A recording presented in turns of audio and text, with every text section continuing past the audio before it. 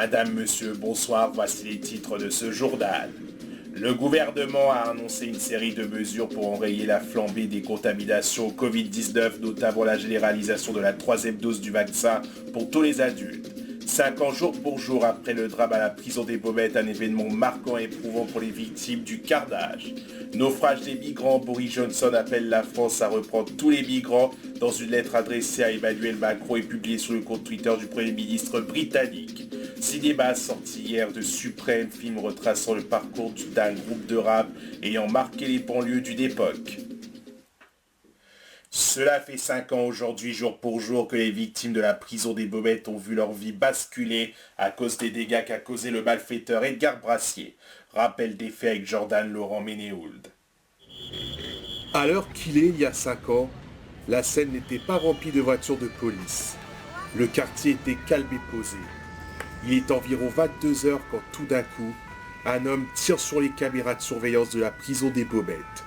Les gardiens, alertés par les coups de feu, se précipitent devant la prison et se retrouvent menottés en caleçon car le tireur s'est emparé de leur uniforme.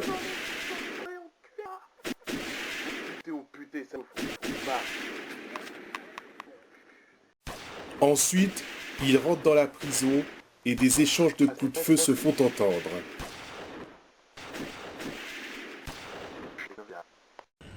Le forcené parvint tant bien que mal à retrouver la cellule d'un prisonnier, Jacques Vitreuil, emprisonné pour une autre affaire ayant fait trembler Marseille. Ils réussissent à s'enfuir de la prison et sont accueillis par les forces de l'ordre ayant encerclé la maison d'arrêt. Les échanges de tirs reprennent mais cette fois-ci vont entraîner des dégâts matériaux dans le quartier. Une course-poursuite s'enchaîne et est interrompue par un carambolage. On a complètement perdu leurs traces. C'est le début d'une longue enquête policière. Jean-Sébastien Rolin est à l'époque chargé de l'enquête. Il a fallu beaucoup travailler, chercher des indices et savoir surtout qui était ce cinglé. On apprendra une semaine plus tard que le tireur est vraisemblablement Edgar Brassier.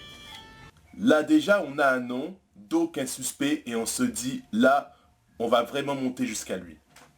Et pourtant, il aura fallu attendre 2 ans pour que la police française mette la main sur le fugitif.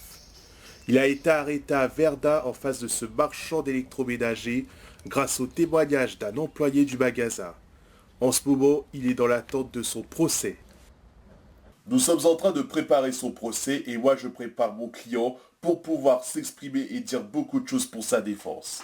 Son procès doit avoir lieu en septembre 2022 et Edgar Brassier devra donner des réponses.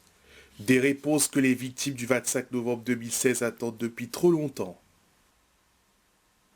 C'est la fin de ce journal, merci d'avoir suivi. Dans un instant la météo, Catherine Laborde, puis après c'est Conclou, 21h05, ne manquez pas votre série Rebecca. Demain 13h, vous retrouverez Jean-Pierre Pernaut et Claire Chazal pour le journal de 20h. Très bonne soirée à toutes et à tous.